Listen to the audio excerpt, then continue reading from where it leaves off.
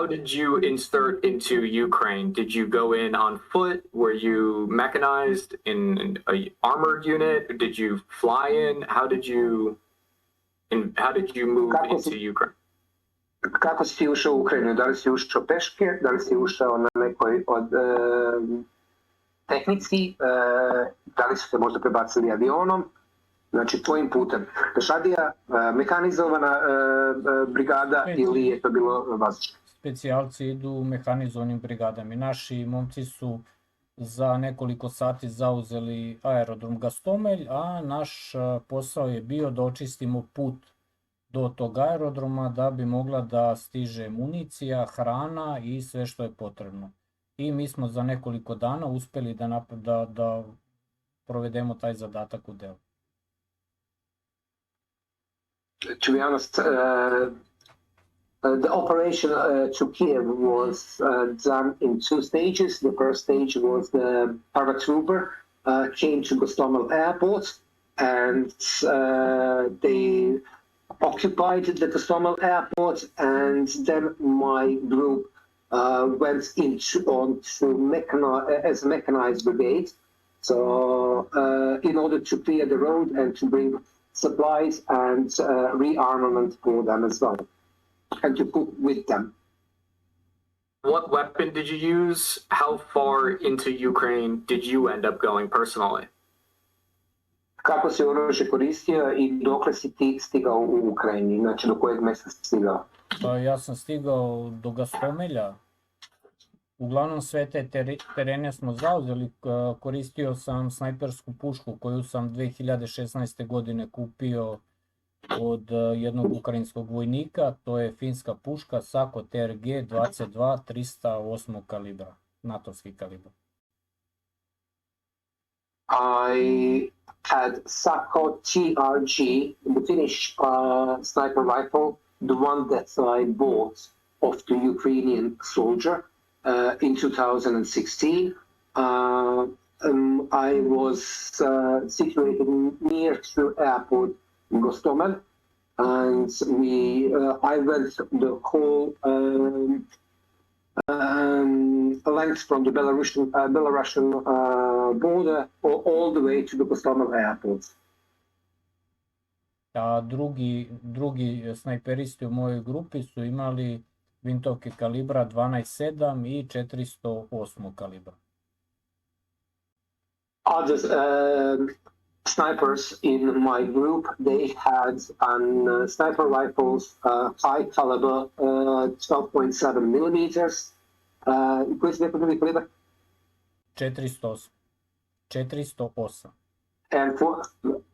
And 408 caliber. To je ruska snajperska puška i patron koji oni specijalno prave za tu pušku. That's the Russian sniper rifle with a special bullet for that rifle, and they call that 408 caliber. Tom puškom je postavljen svetski rekord u daljinu gađanja. From my understanding and what I looked at from the intelligence reports that I've seen, Russia attempted to make it all the way to Kiev. They were stopped and forced to retreat, and the battle in Kiev did not go the Russians' way. That they lost a lot of armored units due to the Javelin and NLAW anti-tank systems, and that the attack was repelled.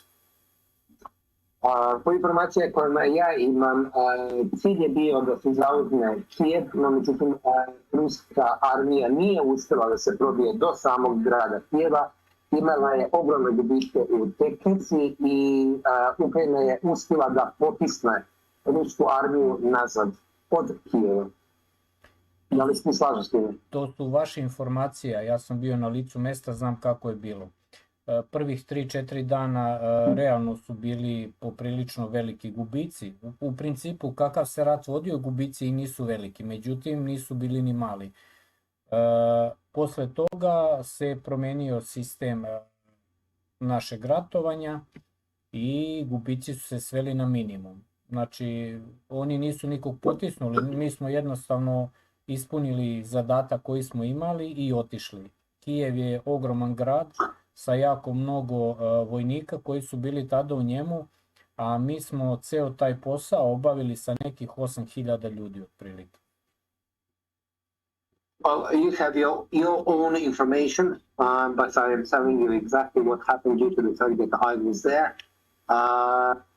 Fact of the matter is, yes, we did have serious losses in the first 3-4 days due to some incompetence of the Russian officers. But after that, after we survived those childhood illness, everything after that went pretty much smoothly, which does not mean that we did not suffer any casualties. Yes, we did. But amount of our casualties is pretty low in comparison of what kind of action we were engaged in. We fulfill our task. We pinned down the Ukrainian army, and as soon as our command structure decided that Lugansk People Republic had enough success on their hands, we start to retreat. So trust me on one thing, no one pushed Russian army back.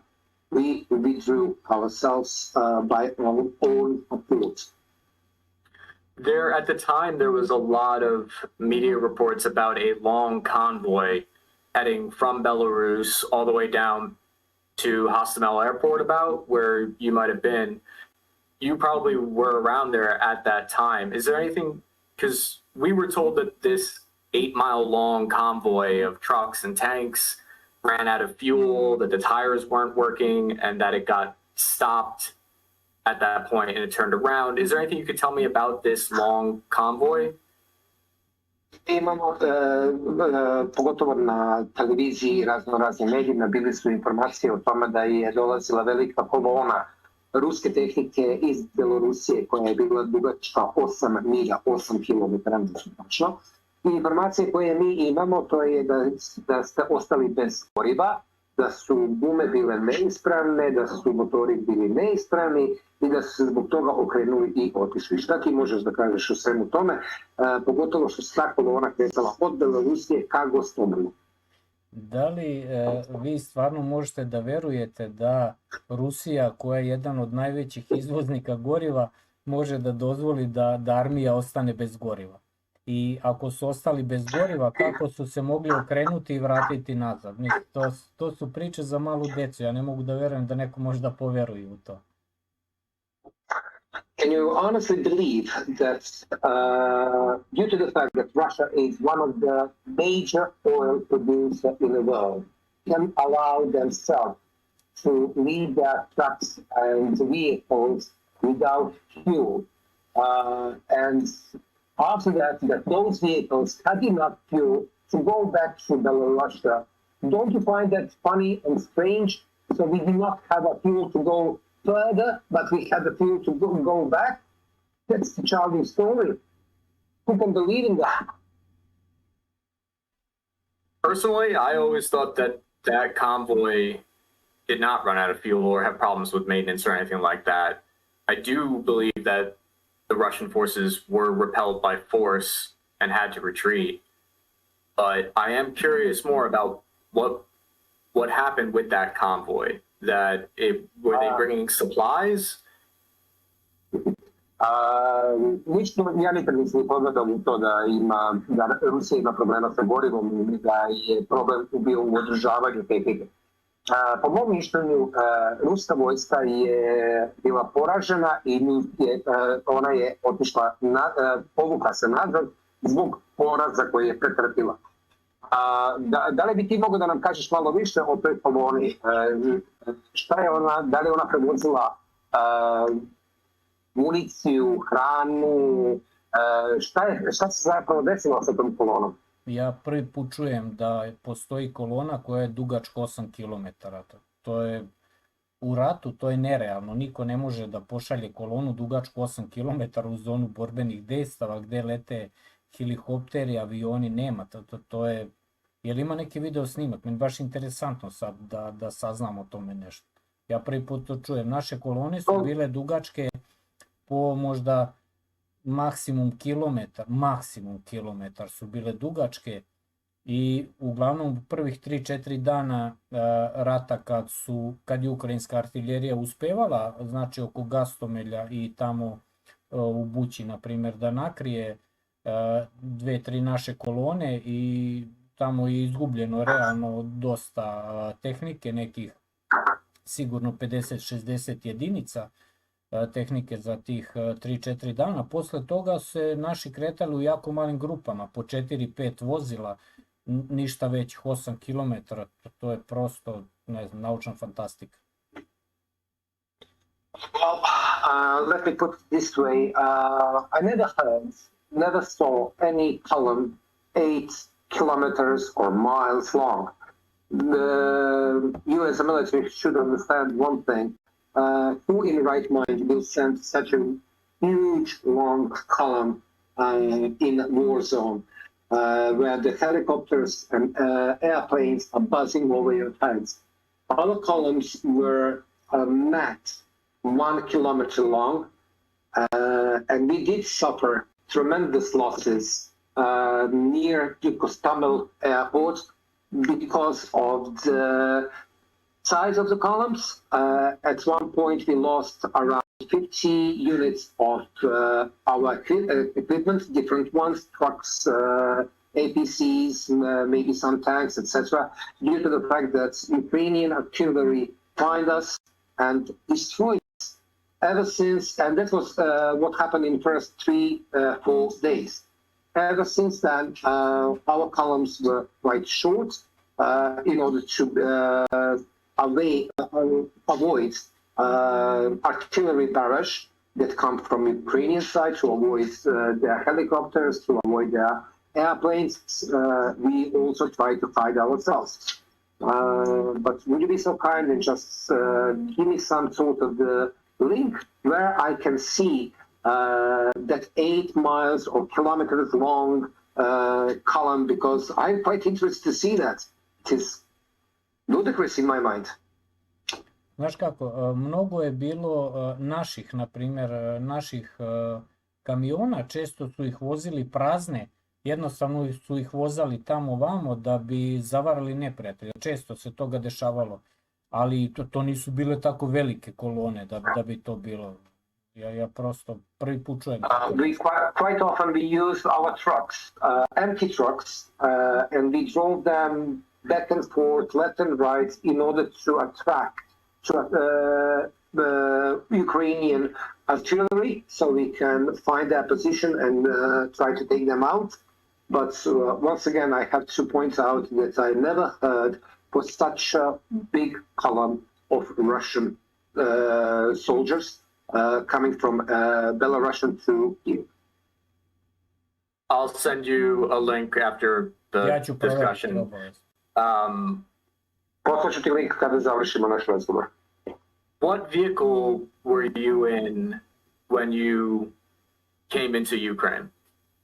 U kakvom vozilu si ti ušao u Ukrajinu? Na mom ličnom autu. With my personal car. Ja inače od početka rata ratujem na svom autu sa svojom puškom koju sam ja kupio i sam uvek kupovao i municiju i drugari su mi bili pomogli da kupim mnogo dobar teplovizioni predsel. Back to the matter is, ever since I participate in the war, I always drive myself on my vehicle. I bought myself a rifle from Ukrainian soldier, and I buy myself ammunition for my own money. And I have to point out that I managed, with help of other people, to get myself a decent thermal vision scope. A druga armija je ulazila standardno na BTR-am i tenkovima, BVP-am i to, standardnoj armijskoj tehnici. Russian military definitely went into Ukraine on APCs, on tanks, and some other armored vehicles. were you integrated into a squad of other foreign fighters, or were you kind of a lone wolf? Da li si ti bio integrisan u neku vrstu odreda stranaca ili si ti bio kao usamljeni lik? Ne, ja sam bio sa našom armijom Donjecke republike, znači sa mojim bataljonom, a tamo nema stranaca. Rusi ne dozvoljavaju da stranci ratuju u ovom ratu. Ja se nadam da će se to promeniti, zato što jako mnogo inostranaca meni piše i hoće da dođu kao dobrovoljci, međutim Rusi i dalje ne dozvoljavaju. Zašto? Ja ne znam. Fact of the matter is there is no foreigners over there due to the fact that Russia does not allow any foreign national to go on into a battle on their side. I really don't understand what is the reason for it. I went over there with battalion of Donetsk People's Republic. Therefore, I was not lone wolf. I was part of the battalion. Your whole battalion driving in personal stranac, ja sam cars? građanin Donjecke republike. A to znači da je čitav svoj bataljon došao na svojim vozilima ili kako, na svojim autima? Ne, to sam isključivo ja bio na svom autu. Jesi me čuo? Alo? Ništa ne čujem. Rekao, to sam i ja bio na svom autu, a mi smo imali BTR-e, na BTR-ima su zahodili naši. I kad smo došli do opredeljene tačke, ja sam svoj auto ostavljao i dalje smo išli na BTR-u. Well, looks like that they did not understand your question properly. As he said, he came with his vehicle to a certain point. After that, he left his vehicle at that point, and he went further on APC. And the rest of the unit, of course, they utilize APCs as a transport vehicle. I posle rata ću da What prodam type of taj... APC?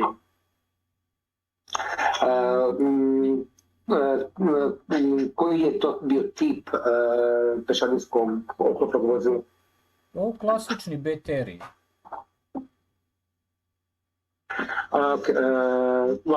In Russian it's BTR, which means that they are lightly armored.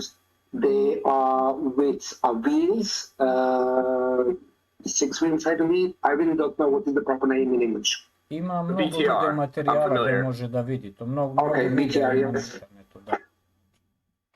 How did you find the BTR? Did you find the vehicle to be sufficient? Did it work well for you? Was it damaged at any point?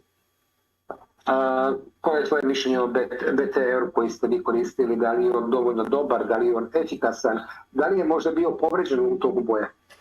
Znaš kako, BTR-e koje smo mi koristili, uglavnom su to stari obrazci BTR-a i još iz sovjetskog vremena. Većinu te tehnike smo uzeli Ukrajincima, na primjer, kad smo pravili Lovajski i Debajcevski kotao.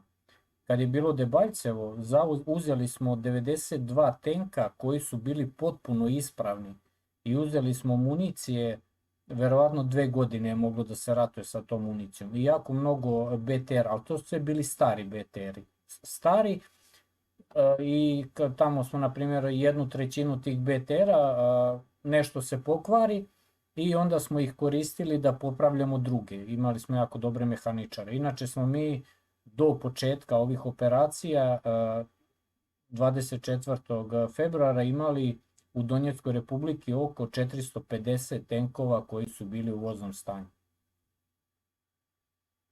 Well, in regards to BTR, the one that we used in that operation, those were the old ones from Soviet Union. Predominantly we got them from Ukrainian army that we caught in cauldrons in Debaltsevo, which was sometimes 2016. I also would like to point out that we captured 90 tanks at that point of time. All of them were in immaculate conditions, and we get an ammunition worth for 2 years of heavy fighting.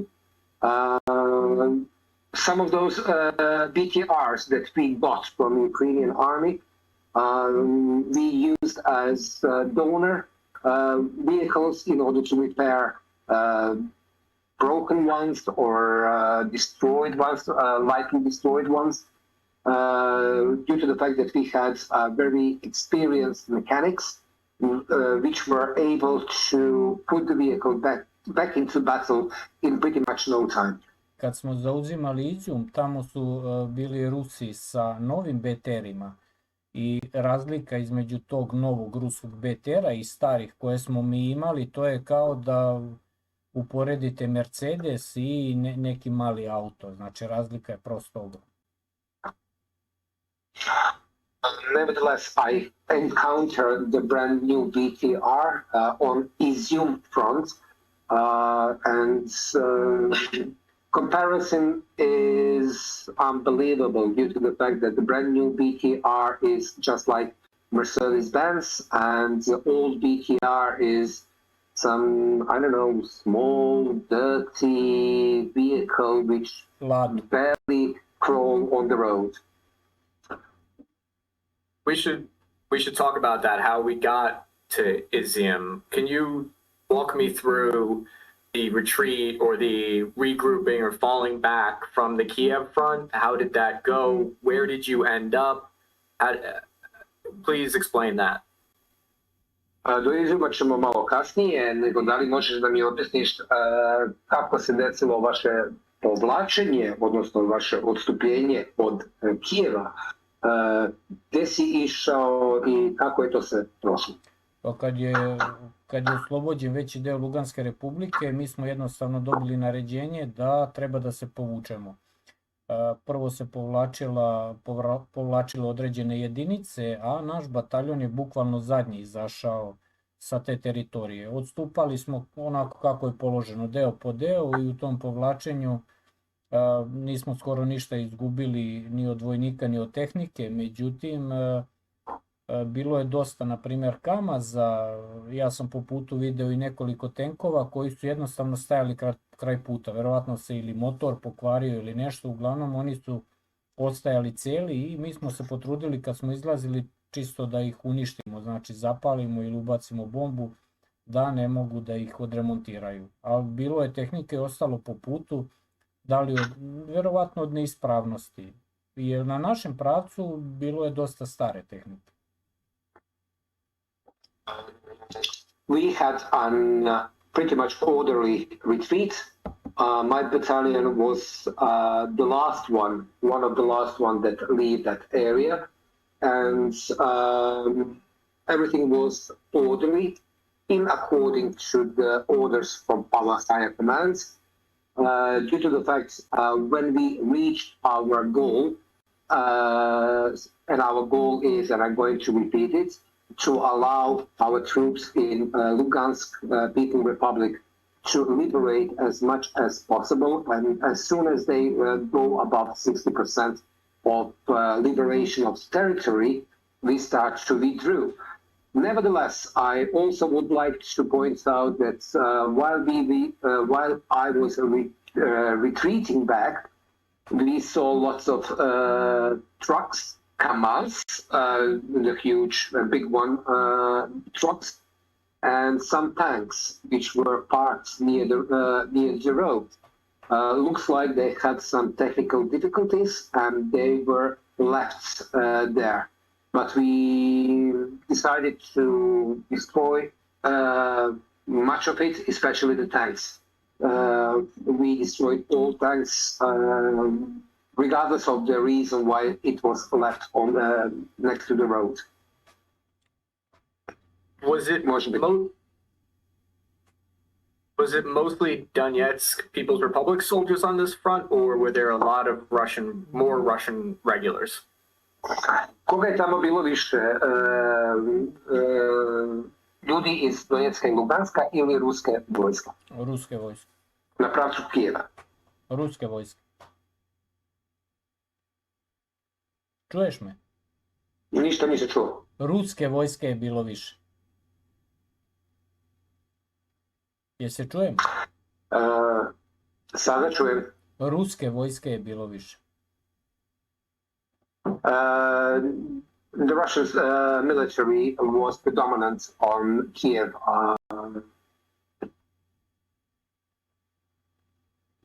Okay, so now you're back in Belarus at this point. How do you end up back in the fight? How long are you out of the fight, and then when and where do you go back in?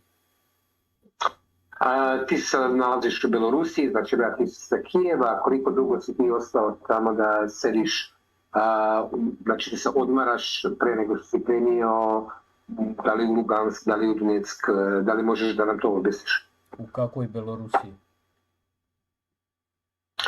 Pa iz Kijeva kada si izlazio. Pa nisam ja bio u Belorusiji, mi smo došli u Rusiju. Iz Kijeva si išao direktno u Rusiju ili kako? Direktno u Rusiju. Izašli smo u Rusiju, u Belgorodsku oblast. Tamo. I odatle odmorili smo možda nekih nedelju dana i dalje krenuli na izjumski pravac. Fact of the matter is, we did not retreat through Belarusia. We retreat directly to Russia, to Belgorod's region. Ne, And oblast, we had a 1 week of rest before we went back into Lugansk, People's Republic.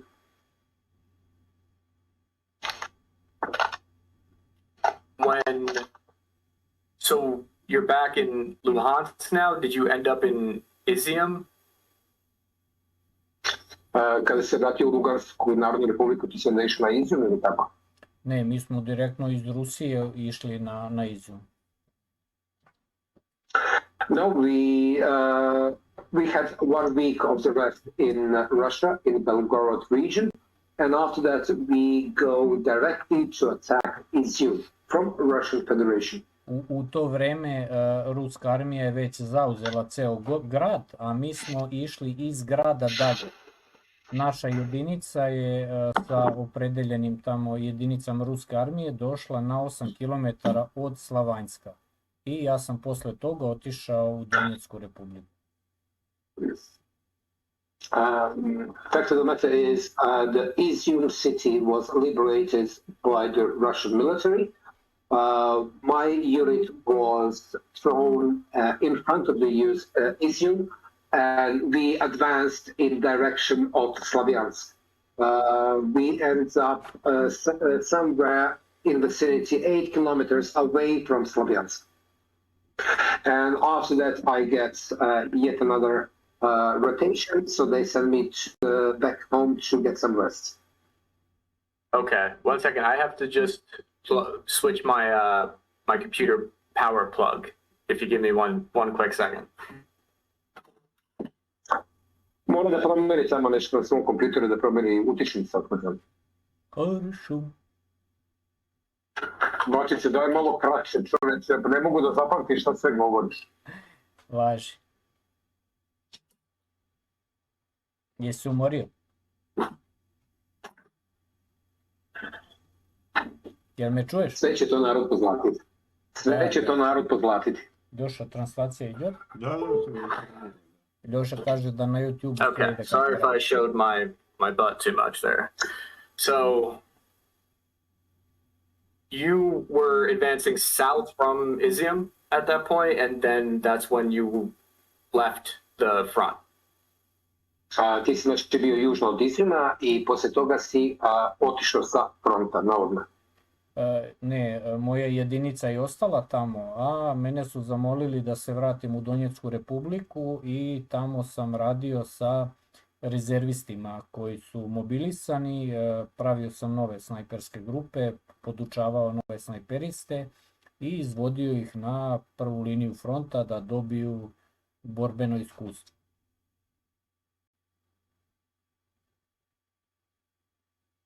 So yes, I was well. My battalion stayed there on the position approximately 8 kilometers away from Slavyansk. I got an order to go back to Donetsk People's Republic. due to the fact that they opened a new sniper school, if you can call that. So I got new recruits to work with and to train them how to become a good snipers. And of course, I took them to some battles as well. So then, what are your thoughts on the retreat from Izium and the whole Kharkiv offensive that the Ukrainians did? How do you view that? Ok, reci mi onda kako je tvoje mišljenje o čitavoj toj ukrajinskoj ofanzivi na Harkovsku oblast i na uzimanje Izjuma. Kako ti na sve to gledaš? Vidi, tamo je bilo dosta malo naših vojnika i lično, to je lično moje mišljenje, ne mora znači da je tako. Ja mislim da je ukrajinska razvedka veoma dobro odradila posao, vidjela gdje su nama jako slabe linije odbrane i oni su majstorski krenuli u napad malim, brzim grupama i uspevali su da zauzimaju jako velike teritorije. Po mom ličnom mišljenju, ekstra urađen posao. Well, let me be quite frank. On Izium fronts, we did not have enough soldiers, and I have to admit that Ukrainian did their job excellent. They did a proper recon mission. They knew exactly where our positions are, and they utilize a small, fast-moving groups, and they did that with skill. I really do not have anything to add apart from they did professional job. What do you think the Russian military has learned from the Kharkiv counteroffensive? Šta ti misliš šta je ruska armija naučila iz Harkovske ofanzive? Ja se nadam da su nešto naučili. Vidjet ćemo u buduće. I hope they learn a lesson, but we will see. When was the last time you were at the front? Are you now training troops, or have you been on the front lines recently? Kada si posljednji puta bio na frontu, da li ti sada samo učiš vojnike ili sada se odmaraš ili kada si zadnji puta bio na frontu? Pre jedno 20 dana otprilike bio sam ranjen. Na poziciju gdje smo mi bili doletela je granata iz teške haubice, nekoliko vojnika je poginulo. Ja sam imao već 8 kontuzija i sad svaka sljedeća kontuzija za mene je dosta pogubna. Od tog prileta otkazali su mi noge, jedno pola dana nisu radile, 2 dana sam povraćao i mene su evakuisali u bolnicu. Tako da trenutno sada odmaram i lekari kažu da jedno 2 mjeseca moram imati strogi odmor. Tako da trenutno nisam na frontu. Last time I was on the front line, that was 20 days ago, and I was wounded then by the explosion of heavy shell, artillery shell. It was my legs did not work at that time for 2 days. I couldn't even move my legs. I do have a problem with my hearing, and my head was hurting a lot, and they evacuate me into Russia. And ever since I was in the hospital for several weeks to be precise, and they told me that I should recover for at least 2 more months before I will be able to return to the front. Did you have reason to believe that that was a NATO 155 round? A da li ti misliš da je to bio NATO 155 mm granata? Vidi, ja sam često bio pod udarima ukrajinske artiljerije, međutim tako moćni udar još nikad nije bio. Tako da lako moguće da je natovska granata, zato što je realno je bila jako moćni udar. Well, I was under the Ukrainian artillery not once, and I can vouch that I never ever experienced such explosion prior to this one. So I do believe it is something very powerful, something that I did not encounter before. So therefore, there is a great possibility that it was a NATO shell. I'd like to go back to the Izium front for a second before you left. Can you explain? Ja bih se vratio na Izumski front pre nego što krenemo dalje. Please carry on. Can you explain your day-to-day life? What was it like on the Izium front? Where were you sleeping? What were you eating? Can you walk me through just what it was like there? Da li možeš da mi opišeš kako je bilo vaše tvoje prebivanje na Izumskom frontu? Znači, gde si spavao, šta si jeo, uopšte kako je tebi tamo bilo i šta ste vi tamo sve radili? Šta rade specijalne jedinice? Znači idu napred i čiste front. Čisto da bi imao bolje predstavu kako smo mi tamo ratovali, znači ja sam ispalio svega jedan hitac iz snajperske puške, sve ostalo je bilo iz puške koju koriste specijalne jedinice ruske armije. To je puška s prigušivačem zato što su uglavnom bile bliske borbe. To explain to you, I will try to, oh my God, goodness me, sorry. During my time on Izium front, I fired only one shot from my sniper rifle. Rest of it was from machine gun with silencer, with suppressor, specially designed for the special forces of Russia. The name of that weapon is Vintorez, due to the fact that majority of the battles on Izium front was a very close combat. What was the frequency of the combat on the Izium front? Are you engaged daily? Is it weekly?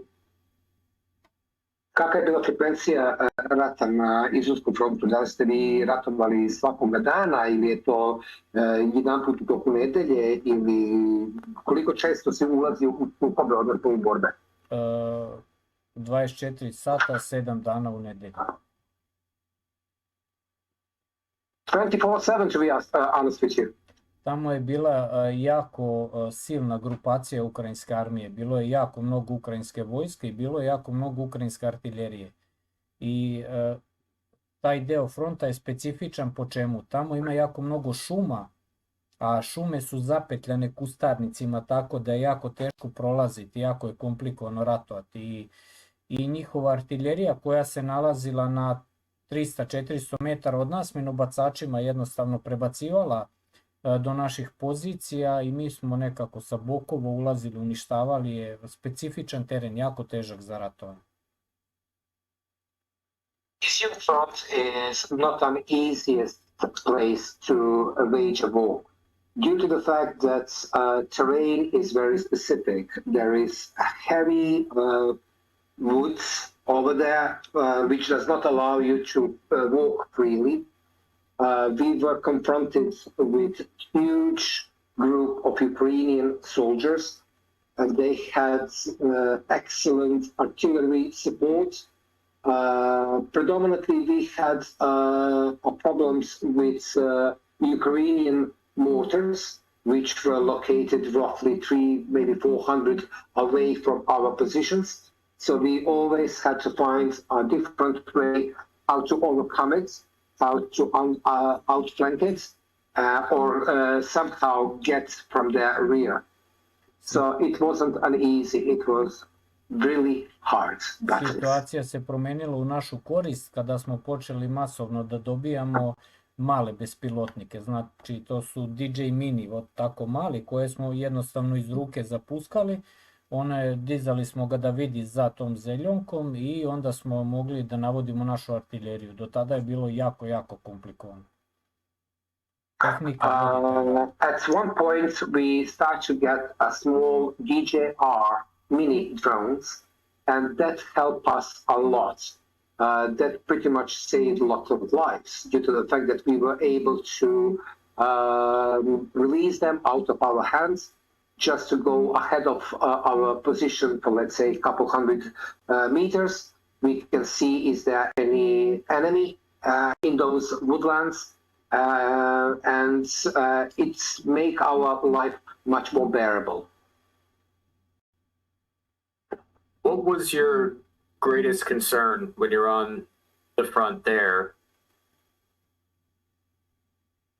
Koji je tvoje bilo najveći možda strah ili čega si se concern može biti oko čega si se najviše brinuo dok si bio tamo? Did you have were there HIMARS rockets? You have an experience facing them? Da li si kada pao pod HIMARE, da te HIMARS gađao, da li imaš takvih nekih iskustava? Ja inače, za mene kažu da, kako kažu Rusi, nema čoveka koji se ne boji. Ako se ne bojiš, ili lažeš ili si lud. Ja sam verovatno lud, pošto se ne bojim, realno se ne bojim ničega. To be honest with you, I was not concerned about anything. The Russian used to say there is no person who is not scared. The only person who is not scared is either crazy or he doesn't know what does he talk about. But nevertheless, I really did not have any concerns while I was there. Pod HIMARS-e nisam popao ni jednom, zato što HIMARS-i uglavnom svi tuku po civilnim ciljevima. Oni HIMARS-ima tuku hotele, bolnice, banke, zgrade praviteljstva, prokurature. Ja ne znam ni jedan slučaj da je HIMARS doleteo na pozicije gde je vojska. To be quite honest, I really do not know, not even a single event when the Ukrainians use HIMARS against a military fortification or against the soldiers. What I do know, HIMARS were used to hit civilian buildings, to hit governmental buildings inside of the cities or villages, but they did not use HIMARS against the military per se. Sem nekoliko puta gde su pogodili skladišta municije, to je jedino mesto gde su tukli, gde je vojska, ali tamo nije bilo armije, nije bilo ljudi, to su bila skladišta municije. Ja ne znam sad tačno da li 3 ili 4 su uništili jako preciznim pogodcima. I have to be also very honest, they definitely did destroy some ammunition depots. I don't know, is it 4 or 5? They were quite successful in striking those depots with HIMARS. But then again, as you do know, the ammunition depot are not moving targets. There's definitely not loads of infantry or any other military equipment nearby. Depot is a depot. Since you bring up shelling of civilian centers, of course, I have to mention there are the reports that I'm aware of the Russian military essentially flattening towns and cities and indiscriminate rocket fire. Kada se već počeo da pričaš o civilnim napadima na civilne objekte, mi imamo dosta izveštaja gdje se govori da su Rusi potpuno srušili gradove, uništili sve civilne objekte. Šta ti misliš o tome? Vidi, kad se vodi rat, znači za neki grad, kad se neki grad oslobađa ili zauzima, svaki objekat gde se nalazi vojska više nije civilni objekat. I, na primjer, čisto da bi vi mogli da uporedite. Kada Ukrajinci kažu da je ruska armija visokotačnim raketama pogodila školu gde se nalazili civili, oni nikad ne pokazuju te civile koji su poginuli, zato što ih nema, tamo su poginuli vojnici. A sa naše strane, kada oni bombarduju civilne objekte, vi možete da vidite gomilu ubijenih civila. Poslednji put su pogodili u prodavnicu, poginulo je 16 ljudi u toj prodavnici i možete da vidite te civile. Razlika, ako hoćete da saznate istinu, onda jednostavno zađite na internet i pogledate. Ne postoje video snim. Ja ne kažem da naši nisu pogodili negde gde su bili civili. To je rat. Sasvim je normalno da ima žrtava civilnih. Međutim, možete uporediti tim što vidite na snimcima gde su realno civili ubijeni.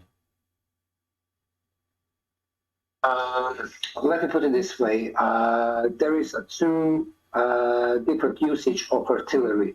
We have a long-range artillery shelling of the enemy lines, and we have a storming of the city or any other settlement for that matter. When you are storming any city, village, or then definitely whenever you have resistance from your enemy, you will start to take them. You will try to take them out, even if that means that you are going to hit a civilian building. But when you are using artillery on long range, there is a huge distinction between how the Russians use long-range missiles or rockets or artillery, and Ukrainians. You can find yourself on internet what kind of objects were hit by the Russian artillery and what kind of objects a Ukrainian managed to hit inside of Donetsk People Republic or Lugansk People Republic. There is numerous reports saying that Russians struck schools full of civilians, but you will never see not even a single picture of a civilian wounded or killed in those buildings, based on the fact that all those schools were utilized by the Ukrainian army. In quite and stark contrast, you can see lots of videos that shows Ukrainian artillery shelling the markets, shelling shops. On the very recently, they killed 16 people in a shop. So that is a huge difference how the Russians use artillery and how the Ukrainians use artillery.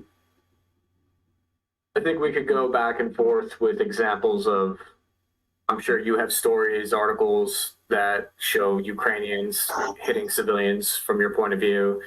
I could send you many articles of hospitals hit in Mariupol by Russian artillery and other what people would see as war crimes. But I think we can leave it at that I believe that Russia is indiscriminately bombing, and it sounds like you believe that Ukraine is indiscriminately bombing.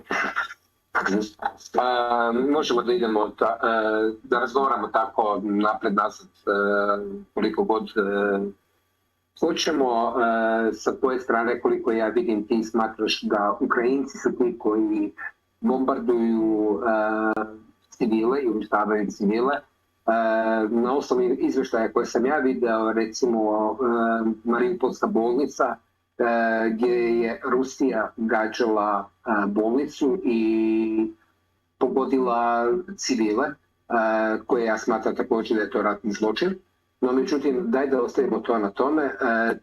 Ti vidiš da su Ukrajinci ti koji gađaju civile, a mi vidimo da Rusi to rade. Razlika između mene i vas je što sam ja mnoge stvari video svojim očima, a vi vidite ono što vam u vestima pokažu. To je jako velika razlika. Let's leave it at that, but I just want to add, I saw those things with my own eyes. You saw that via the reports which are served to you. Može jedno pitanje. I do have one question for you, if you don't mind. Yeah, please.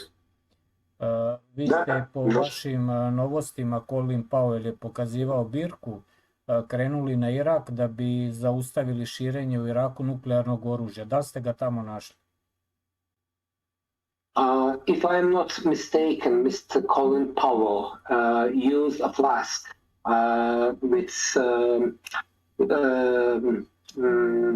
my goodness me, some weapons of mass destruction. You went to Iraq, and my question is, did you find this? I would never claim that the invasion of Iraq was a right thing to do or a good thing. I was actually surprised because when we went into Iraq, we flattened everything. We did bombing runs for weeks before we even tried to go in. So I was surprised that Russia didn't do that. Da ti iskreno kažem, ja nikad nisam ni verovao da ulazimo u Irak i da ratujemo sa Irakom zbog mogućeg oružja masovnog uništenja. No, međutim, također hoću da kažem da mi kada smo ušli u Irak, mi smo rušili sve nedeljama pre nego što smo uopšte ušli u neki grad. Znači, mi smo sve rušili bez razlike. Da, ne, ja sam hteo da kažem nešto drugo, da uglavnom ono što vesti pokazuju, što pokazuju na televiziji nije istina, to je čisto opravdanje. Naprimjer, birka je bilo opravdanje da vi uđete u Irak, a to što vaše vesti sada govore tamo o navodnim zločinima, ja ne tvrdim da nije bilo nekih zločina sa naše strane, pošto sigurno je bilo toga, to je opravdanje da bi davali više novca. Da bi davali više novca Ukrajini da ratuje s Rusijom. Well, my point was somewhat different. I just want to point out that was a precursor for invasion of Iraq. I mean, a false pretense that Iraq had weapons of mass destruction. And after that, the media spin it in its own way, how it serves them well. The same thing happens here in Ukraine. So they are trying to portray Russia as a boogeyman, as bloodthirsty animals, only to achieve their own goals, such as send more money and send more armament to Ukraine. I think we're both vulnerable to the effects of propaganda, right? Where a lot of troops going into Iraq thought that there were weapons of mass destruction there, and then it turned out that that was a lie. I would posit to you that it's just as likely that you're under a lot of influence from Russia, and it could one day turn out that a lot of soldiers feel that they were lied to in the invasion in Ukraine. Ono što ja tebi želio bi da kažem, to je da svi smo mi podložni propagandi. Kao što naša vojska kada je krenula u Irak, velika većina je verovala da ide da se bori protiv i da uništi oružje za masovno uništenje. Kada su shvatili da su izlagani, naravno da im se to nije svidelo, a ja mislim da ćeš i ti kroz neko vreme shvatiti da je tebe tvoja ruska propaganda lagala i obmanjivala. Da bi shvatio zašto sam ja došao u rat, seti se na početku ovog razgovora kad sam ti rekao da sam video nacističke flage i krenuo da se borim. Znači ne može propaganda da bude ako ja zarobim ukrajinskog vojnika i na njemu istetoviran kukasti krst i na njemu istetovirana slika Hitlera. Ne može biti ruska propaganda kada mi nađemo naše vojnike kojima su iskopane oči ili kojima je odsečeno grlo i provučen jezik kroz grlo. To nije propaganda, mi smo to vidjeli svojim očima. Znači nacisti na Ukrajini postoje i vi možete to da vidite svojim očima ako želite da vidite.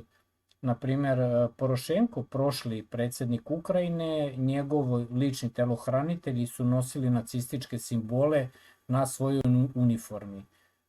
Na današnji dan možete da vidite tenkove koji nose kukaste krsteve na sebi i idu u rat. Znači to nije propaganda, ja to vidim. Vi to možete da vidite ako želite da vidite.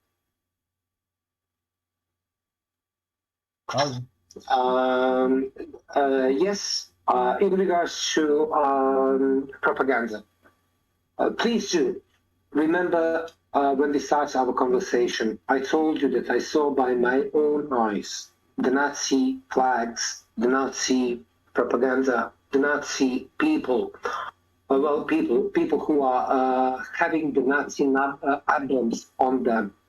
It's very hard to call a propaganda when we caught an Ukrainian soldier who does have a swastika tattooed on him, to call that propaganda. It's very hard to call a propaganda when you come next to a bridge, find your fellow soldiers with eyes removed, when you see that they slit his throat, they cut his tongue and push it, shove it into that throat.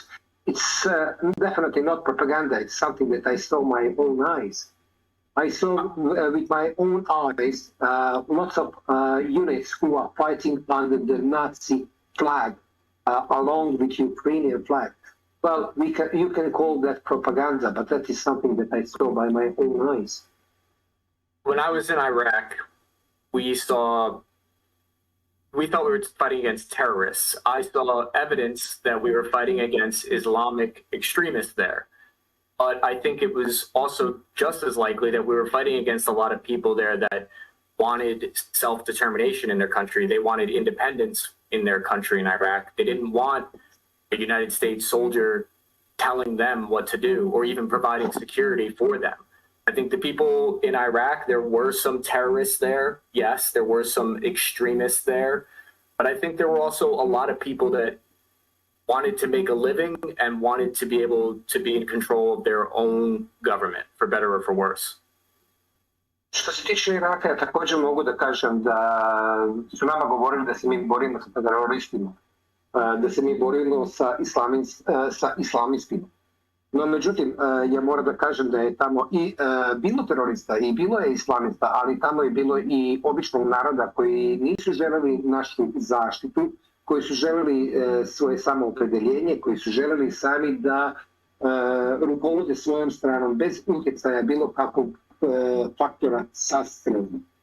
A da li to ispada da vi verujete da narod koji živi na tim teritorijama ima pravo na samoopredeljenje? Does that mean that you do believe that people do have a right to make self-determination? Yeah, I do. Yeah, I think that is Možete li mi onda objasniti zašto Amerika finansira ukrajinsku armiju koja ubija ljude na Donbasu koji su izrazili želju da žive odeljeno od takve države? I oni imaju pravo po statutu Ujedinjenih nacija. Can you explain to me why then the United States is financing the Ukrainian army who is killing people who just want to express their own right for self-determination, that they do want to live in Russia and they do not want to live under the current regime?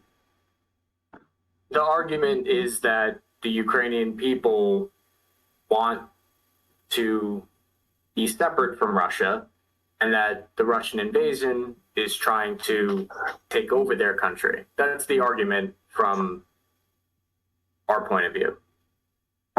Naš argument je taj da Ukrajinci žele da žive samostalno, a da je Rusija ta koja pokušava njih da naveže svoje viđenje situacije. I to je argument zbog kojeg mi pomažemo Ukrajini, odnosno pomažemo im da oni ostvare svoje samoopredeljenje. Vas tamo mnogo lažu. 2014. su bilo je glasanje gde je glasalo oko 90% naroda da želi da se odcepi od Ukrajine i šta više, oni nisu glasali da se prisjedine Rusiji, oni su glasali da žive odeljeno, da to budu odeljene republike, ni u sastavu Rusije, ni u sastavu Ukrajine.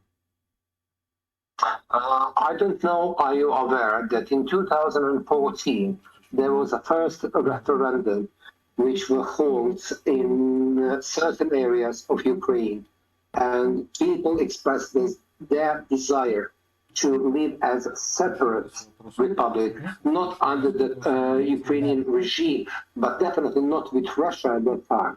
They want to be separate from Ukrainian regime, full stop.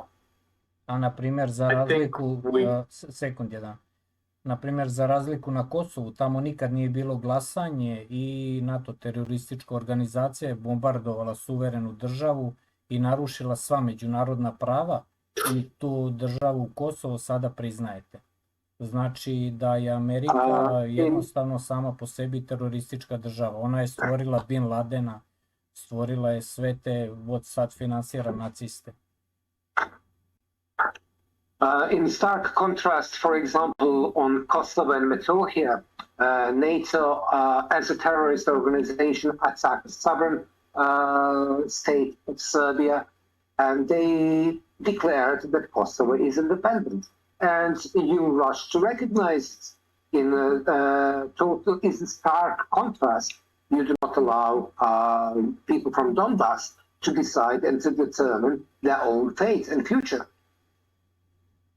I think we get in the weeds about what referendum is valid and which one's not, or what country is allowing other countries to be independent or not. We get into the weeds about that. I don't think this will be productive. Ne želim da zalazim u takva pitanja, pošto ne mislim da bi bila produktivna da govorim o tome koje države imaju pravo da ostvaraju svoje referendume, a ko ne, da li je referendum legalan, da li je nije, da li je sproveden po pravilima, da li nije sproveden po pravilima. Nikakva produktivnost iz takvog razgovora neće se stvoriti. Because then we could start going back to the Soviet Union providing support to Vietnam against America fighting in Vietnam. We could keep going back and forth. I onda možemo recimo da se vratimo na Sovjetski savez, kada je Sovjetski savez pomagao Vijetnamu da se bori protiv Amerike, a možda odemo na neko drugo ratište gdje je neko drugi pomagao nego drugo. But I'm very curious about your personal experience as a soldier, and I really want to hear more about your experiences as a soldier. Ono što mene najviše zanima je tvoje iskustvo kao vojnika i kako je tvoje viđenje situacije kao vojnika u ovom ratu. Vidi, da bi veliki problem zapada, znači civila uopšte na zapadu je u tome što sve gledaju tako kao što vi sada govorite. Vi gledate površno, nećete da shvatite realnu situaciju i zbog čega neke stvari proishode. I to je osnovni problem zašto se dešavaju takve stvari kao što je rat na Ukrajini. There is a certain problem that we can see that really do exist in Western cultures. In our minds, you are just looking at the stuff superficial from the outside of it. You never try to dig deeper to understand the root of the problem. But root by itself is there, and if you do not remove the root of the problem, it will keep reappearing itself. So you believe the root of the problem is that NATO doesn't allow countries to have self-determination? If that's the argument, then I would say in a lot of times they don't, and a lot of times Russia doesn't, and China doesn't. The superpowers are not interested in smaller countries. I'll stop. Ako ćemo da krenemo takvom logikom, onda možemo da kažemo da NATO ne dozvoljava određenim zemljama da napravi samoopredjeljenje. Ujedno ja bih dodao i argument da i Sovjetski savez nije dozvoljavao nekim državama samoopredjeljenje. Kina ne dozvoljava samoopredjeljenje. Znači možemo da kažemo da velike države, supersile, ne dozvoljavaju određenim teritorijama da imaju svoje samoopredjeljenje. There were oil interests in Iraq that the United States wanted to secure. I think that's why they went there. I think there's a lot of similar economic interests for Russia in Ukraine. Recimo, jedan od razloga koje ja mislim zbog čega je Amerika ušla u rat u Irak, to je da bi se obezbedila nafta za Sjedinjene Američke Države. Također ja mislim da Rusija ima nekih drugih ekonomskih ciljeva u ovom ratu sa Ukrajinom. Verovatno da ima nekih ekonomskih ciljeva, međutim Rusija je prosto ogromna država i Rusiju su ovaj rat uvukli. Znači Rusija nije htjela rat, Vladimir Putin je već 10 godina nagovarao, ugovarao kako i Ukrajinu, tako i Zapad da poštuju neka određena pravila i da rata neće biti. Kad je već Rusija saterana u ćošak, morala je da uđe u rat. Što se tiče nafte, gasa, Rusija toga ima koliko hoćete, tako da je to za ništa ne treba. You have to understand one thing, the Russia by itself have massive lands, square footage. So therefore, Russia by itself definitely does not need any additional piece of land per se. But you might be right. It could be some sort of economical reason behind the Russian intervention over there. But please do bear in mind that for the last 10 years, President Vladimir Putin did warn West not to push with the expansion of NATO to Russian borders. And if they just listen to him, there will be no war. But they disagreed and disregard all his pleadings to stop with expansion. And therefore, Russia was forced to enter into this war. Po meni lično najveća korist Rusije u ovom ratu je u tome što je izašla na video, izašla je na površinu dosta velika korupcija koja je bila i u armiji i među političarima. Izašle su na video poprilične greške u armiji koji su bile i mislim da je to jedina korist Rusije u ovom ratu. Znači država koja ima ogromnu teritoriju i njoj još teritorije tačno ne treba. Ali mora da se zauzme. I can speak about advantages or some pluses that Russia did gain from this war. For example, the corruption in the military was exposed. Some problems with handling and financing of the military was also exposed. Definitely it will help Russia to rebuild itself and to get rid of corruption in that sort of sense. But please do understand one thing. Russia as a country definitely does not need any additional land due to the pure fact that Russia is the biggest country by the land mass in the world. So that is definitely not a reason why the Russia enter into this conflict. Not land for the economic gain. Sure, go ahead, sorry. No, come on. Please do. Did you bring up an interesting point that Russia was forced to invade? Ukraine would say that Russia was going to invade, and if they weren't a part of NATO, to protect them from that, then they would be vulnerable to Russia. I'm sorry, I couldn't understand properly. Would you be so kind and just repeat?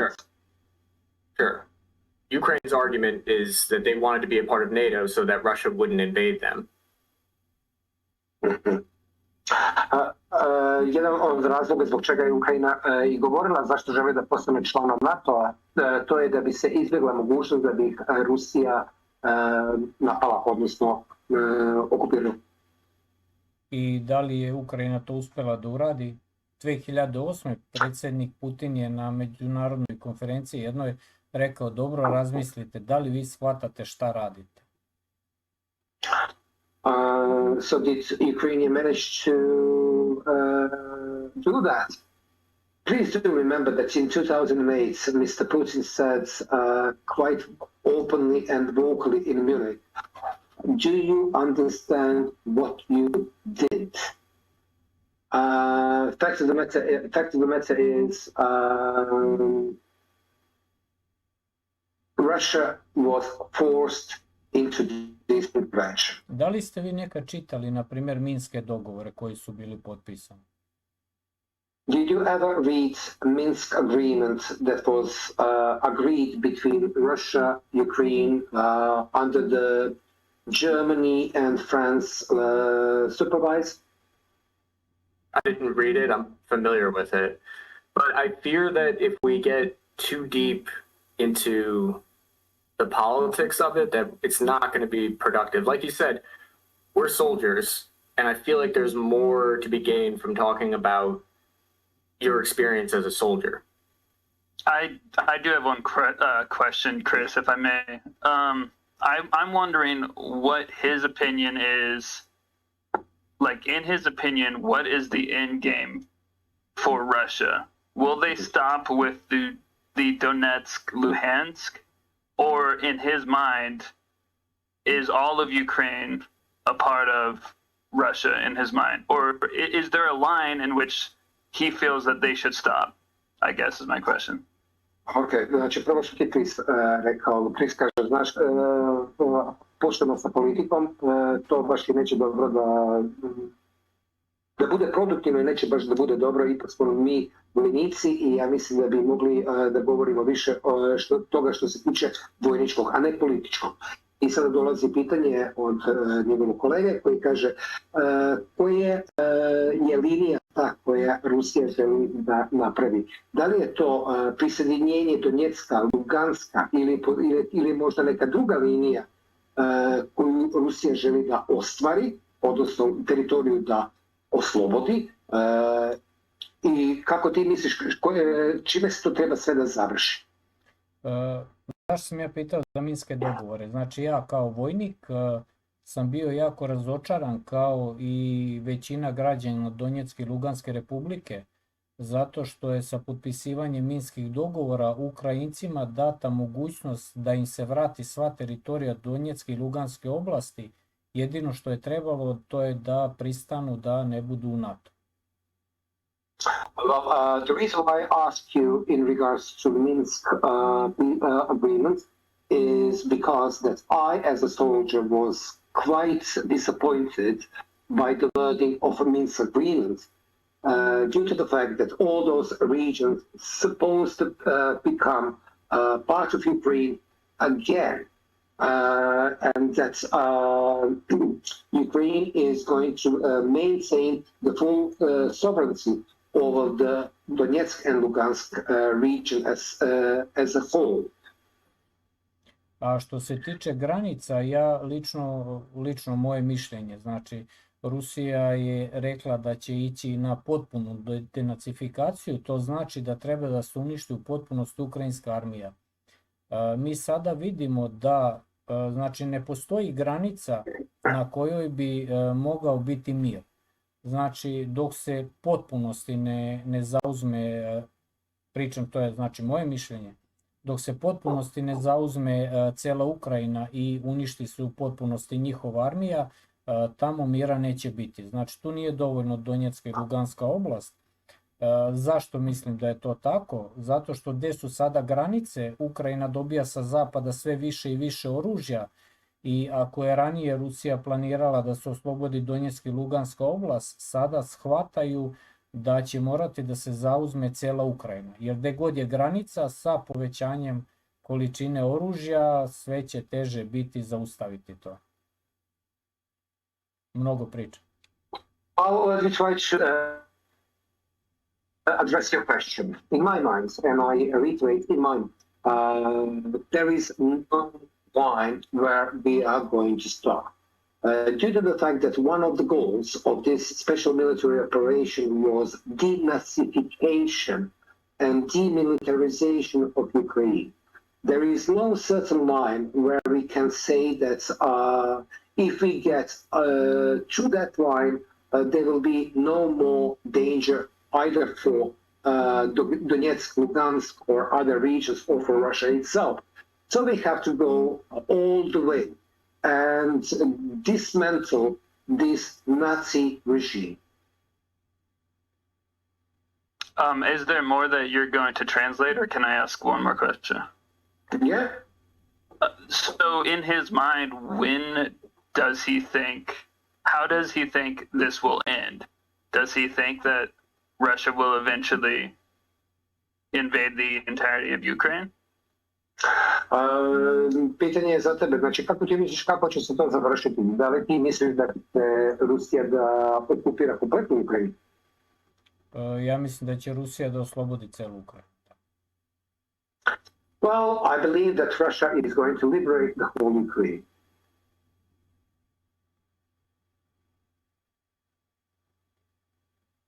Yeah, I think the likelihood that you and I were a part of justified invasions are very unlikely. When you look at the history of war, I think it's probably more likely that it was a part of economic concerns.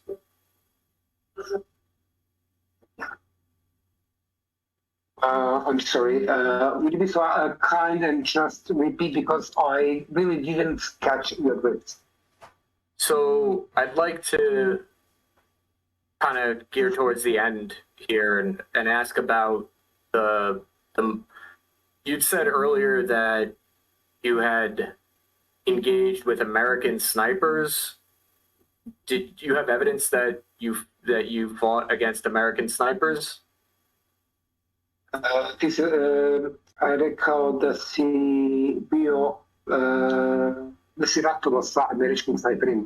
Da li imaš bilo kakav dokaz da si ti ratovao sa američkim snajperistima? Da, bio sam uzeo opredeljena sredstva njihova koja su bila tamo, neka dokumenta od Amerikanaca, od Finaca, od Nemaca, i to je bilo predano mojem komandiru. Za Amerikance ne znam, ništa mi nisu rekli konkretno ko su i šta su. Za Fince su rekli da su to bili dosta bogati ljudi, verovatno su dolazili tamo na safari. Uzeo sam bio neku stvar koju ja nisam znao da koristim, znači to je bilo ovako nešto četvrtasto, i kad su Rusi vidjeli da to je jednostavno stajalo kod mene na prozoru, kad su vidjeli u jednom od mojih intervjua da to stoji, rekli su da će doći da preuzmu i da mi daju šta god ja hoću. Prosio sam 2 teplovizora za to, došli su, uzeli, a teplovizore tako nisam ni dobio. Well, facts of the matter, in regards to that American sniper group that he was referring to, yes, I did collect some documents out of those people that we managed to take out. Some of them had American documents on themselves. Some of them had the Finnish from Finland. Some of them were Germans. I do not know what is the background of American citizens. I do know that Finnish people were quite wealthy, at least those are the information that I received. So it looks like that they arrived on safari. I also took some equipment from them, including one box. Well, it looked like a box, and I really didn't know what that is. And while I was giving an interview over the YouTube, I do believe, they saw it and they came to pick it up from me. They promised to give me 2 thermal vision scopes, but I never received anything back, and they were quite excited to get that box off me. I mean, that device, which is look like a box. Sorry. How do you feel the mobilization is going to change things for the war? Kako misliš, kako će mobilizacija promijeniti tog rata? Ja sad pričam, to je moje lično mišljenje, da je mobilizacija, to je više više tako, Rusija hoće više da pokaže koliko je ozbiljna. Rusija ima sasvim dovoljno vojnika da nema potrebe da mobiliše ljude. Međutim, ja mislim da je to... Daj, prevedi pa ću dalje. In my mind, Russia definitely does not have any need to go with the mobilization due to the fact that Russia definitely does have more than enough military conscripts, not conscripts, sorry, soldiers who are under the contract. But then again, I do believe that Russia just wants to show their seriousness, that they are resolute to resolve this problem once for all. Ljudi u Rusiji su bili mnogo ljuti zato što mi vodimo specijalnu vojnu operaciju, a Ukrajina i ceo NATO pakt u stvari ratuje protiv Rusije. Znači nije nikakva tajna da se koriste sateliti, svi mogući sateliti i Amerike i Engleske i svih, i narod jednostavno u Rusiji je već počeo da se buni, tražili su da se pokrene ta mobilizacija. Naravno ima onih koji begaju, ali... Fact of the matter is, the Russian population were sick and tired watching on the situation that develops in Ukraine, that we are having the special military operation, and against us is the Ukraine and the whole NATO. All satellites from the NATO countries are working for Ukraine. All military machinery from the NATO is working for Ukraine, and we are just playing special military operation. So the population itself demanded to go with mobilization. I sada, na primjer, ima mnogo više dobrovoljaca koji se javljaju da idu u rat nego što je potrebno po tom prizivu sa mobilizacije. Jednostavno, ta mobilizacija je bila potrebna da se društvo svo mobiliše. Znači, ne samo da bi oni išli u rat, za rat ja kako i dalje tvrdim, znači siguran sam da Rusija ima sasvim dovoljno vojnika, ali to će više da promeni situaciju unutar Rusije same, znači da se više ljudi da se objedine. Ako pogledate neke video materijale, vidjet ćete kako majke i žene i drugi ispraćaju ljude sa pesmom.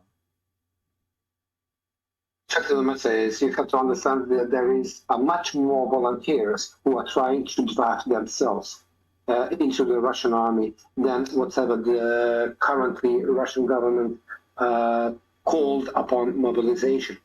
You have to pay attention to small things, for example, how people are saying farewell to the people who are mobilized right now. They are doing that with the dignity, with the joy,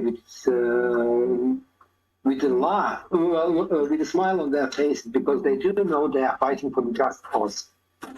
Treba da shvatite da je Rusija izgubila u Drugom svetskom ratu 26 miliona ljudi. I svako pojavljivanje nacizma za ruskog čoveka to je jako velika beda. I Rusi jednostavno hoće da se bore protiv toga cijelim svojim narodom, cijelim svojim bićem. Koliko god vi ne htjeli da priznate, međutim na Ukrajini cveta nacizam. Tamo su narodni heroji, ljudi koji su osuđeni u Nürnberškom procesu, oni dokazani su fašisti, to su trenutno narodni heroji Ukrajine. You have to understand that Russia or the Soviet Union lost 22 million people due to the Nazi Germany, due to the Nazism by itself. And then again, the Nazism is right now flourishing in Ukraine. Right now, the national heroes are the Nazi collaborators, are people who were even judged in Nuremberg court after the Second World War. And what can you and how can you explain to the ordinary Russian that we have to live and lead by the Nazi to get stronger by every day? And for us, it's definitely not understandable that you are supporting, when we say you, your governments are supporting the Nazism. Mobilizacija je više želja naroda da se krene u ozbiljniji rat nego što realno nešto može da promeni na bojnom polju. Realno može da promeni na bojnom polju to što je sada, što su 4 republike odeljene provele ponovo referendum i što će verovatno sutra ili preko sutra da uđu u sastav Rusije. To je ono što će da promeni nešto u ovom ratu, a mobilizacija ništa posebno neće promeniti. Mobilization per se will definitely not change that much. What will change the situation on the ground is after the results of this referendum in Donetsk, Lugansk, Kherson, and Zaporozhye region, when they become part of the Russia, then definitely it will be a game changer. Because from that point on, the Russia is going to fight for their own territory, which means the whole might of the Russian army are going to be used, not just like right now as a special operation. I have a couple of questions about the combat that you've experienced. What was the average range of engagement? Imam nekoliko pitanja za tebe kao za Berika. Reci mi koliko je bilo prosječna udaljenost između tebe i neprijatelja? Od pola metra do 1600 metara da je bio najdalji vistrel. Well, I had very close combat, which is half meter away from each other, and my longest shot was on 1,000. Koliko? 1600. 1,600 meters away. 1,600 meters. Now we know you're lying about everything. 1600 metara, sada znam da ti lažeš sve. Da. Dođite na poligon u Rusiju i ja ću vam pokazati kako se puca na 1600 metara. Well, you are welcome to come to Russia and I will show you how you can shoot on 1,600 meters. And what type of combat? Is it mostly trench warfare, or what would you say the type of combat is mostly? Što možeš da kažeš, kakav je vrsta rata, da li je rat rovovski ili je neka druga vrsta rata? Šta, da li je rat? Rovovski rat ili je neka druga vrsta rata? Posle 2015. znači kad je oslobođeno Debaljevo, to je bio rovovski rat, a sad više nije, sad je to rat uglavnom tehnologije, artiljerije i bespilotnih aparata. After 2016, it was a pure trench war, and right now we have a very fluid warfare and technology warfare as well. Artillery is predominantly used as a weapon of choice. Andrew, did you have any other questions that you wanted to ask or think we missed? I think that I did. I think you might have answered them or asked them. I wrote down some questions about how he's protecting his family, what precautions his family has taken, and what his family feels, how his family feels about the war. Pitanje za tebe je, znači, kako ti štitiš svoju familiju, šta oni misle o tome što ti učestvuješ u ratu i kako uopšte se brineš o svojoj familiji. Ja živim u opredeljenom mestu koje je dosta zaštićeno, to je prvo, a što se tiče familije, već sam rekao da ja ovdje imam privatnu firmu, dok sam ja bio u ratu, žena je radila i dobar deo tog novca je odlazio na pomoć Donjeckoj republici. Ja imam tamo jedan dečiji dom o kome se brinem, koji finansiram od 2014. godine i moja žena, na primjer, radi ovdje i sa tim novcem mi pomažemo i ranjene borce. Znači ja sam čovjek koji je dovoljno zarađuje da može da živi spokojno i da pomaže drugima. Can you hear me? Yeah, I can hear you. Okay. Fact of the matter is, I lived in Russia, and my neighborhood is quite safe, so therefore I do not have any problem in regards to security of my family. In relation to how do I support my family, well, I believe I told you that I do have my own company.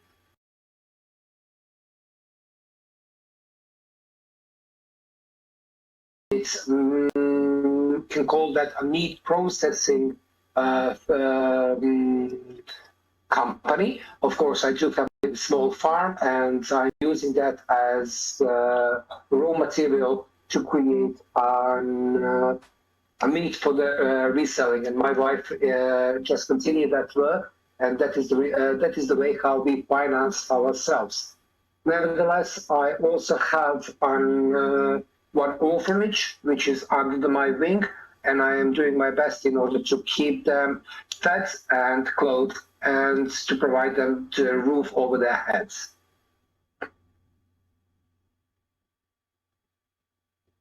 So I think that was all the questions I had. I do want to say we obviously completely disagree. The point of this conversation wasn't for it to be a debate. This is not to give a platform to Russia to speak propaganda. The point of this conversation is to, I think, open communication and understanding the people that you disagree with is the best thing to do. I think if we shut down lines of communication, it will not be of benefit, and we'll all be in the dark about each other, and it will just continue to misunderstand each other even more. So that was the point of this discussion today. Andrew and I, we don't agree with what Dejan thinks, but we want to understand better, I think. And so thank you for your time. Really appreciate it. Ovo nije bio pokušaj da damo mogućnost za rusku propagandu. Ovo je bio samo pokušaj da pokušavamo da razgovaramo sa čovjekom, sa Dejanom, bez obzira koliko god se mi ne slažemo. Želili smo da čujemo i vašu stranu, zato što ako ljudi razgovaraju, tada će se bolje razumjeti. Ako ne razgovaraju, tada će doći do više nesuglasica i nerazumevanja. Hvala vam puno zato što ste učestvovali. And if I ever see you, I'll be sure to stay 2,000 meters away. Hvala vama što ste priglasili.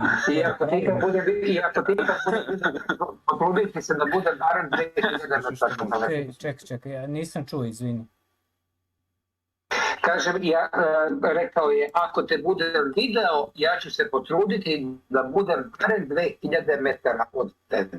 Ne, ja sam inače jako dobar čovjek. I ako gađaš na 1600 da ga ne pogodiš ponovo? Ne, a to je bio jedan vistrel i to je bila puška Sumrak, 408 kalibar. Inače sa tom puškom je postavljen svjetski rekord na 3500 Breaking up a little.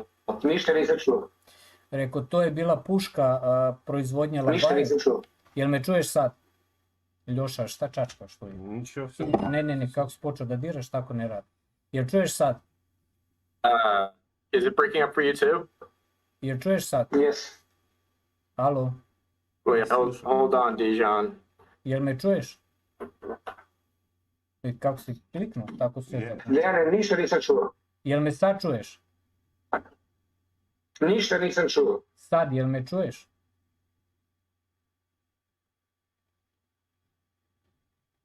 Jel me čuješ sad? Jel me čuješ sad? Ništa ste ne... A sad? Sad čuješ.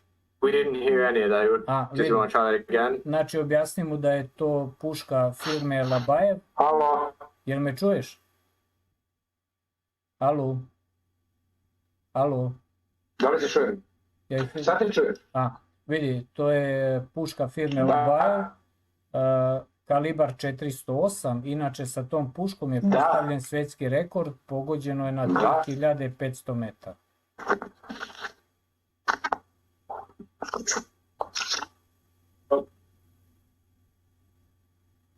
Ne, jako loše ga čujem. Pozdravi ih u moje ime pa se čujemo ponovo ako budu želeli da razgovaraju. Na jego stronie problem, nie na naszej. Ne, prekidaš.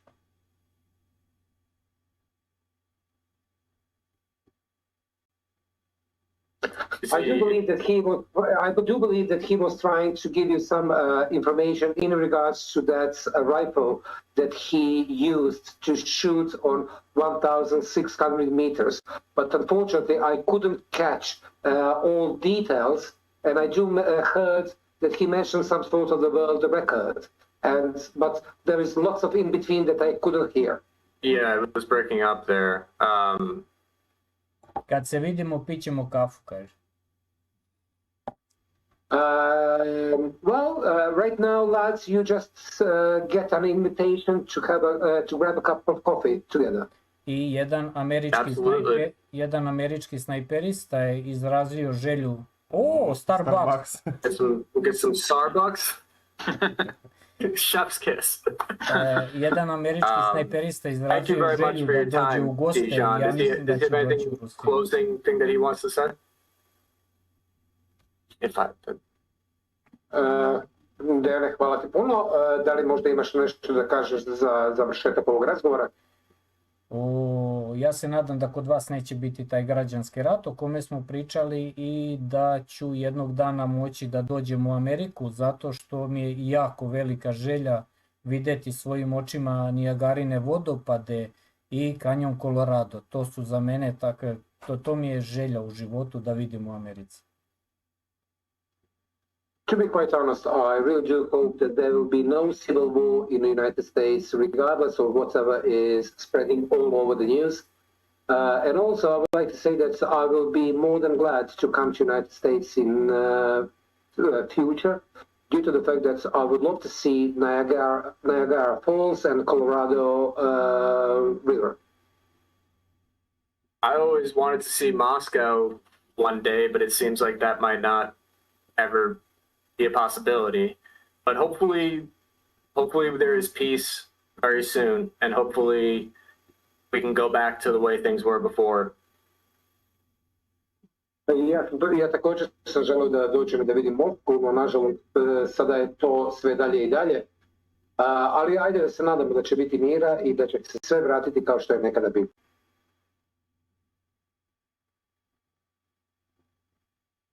Thank you very much. Take care. Thank you, Zoran, for the great translating. We really appreciate it. Yeah, thank you very much. Oh, you are more than welcome, lads. Have a nice day. Take care. Bye. Here, Andrew, let's stay on. Yeah, we'll stay on for a second. How do we move them? Dobra. Okay. Let's see. Sve bolje. Ja ne mogu spoditi.